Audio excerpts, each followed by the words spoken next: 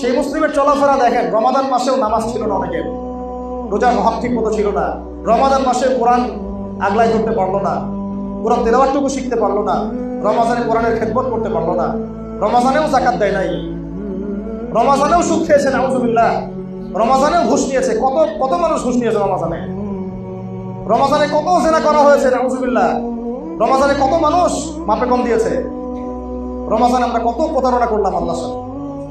কিন্তু রমাজানে আমাদের নতুন জামা চাই, নতুন বাড়ি চাই, নতুন গাড়ি চাই, নতুন গহনা চাই, নতুন থ্রি পিস চাই।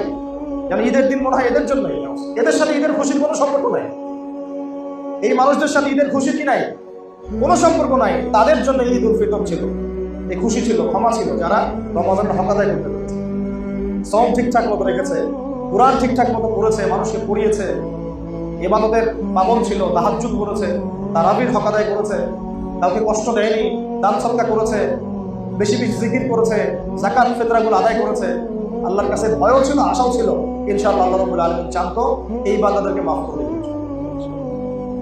আমাদের সবাইকে আল্লাহ রাব্বুল আলামিন মুসলিম পরিবারে জন্মগ্রহণ করতে পারার হকটা আদায় করার তৌফিক দান।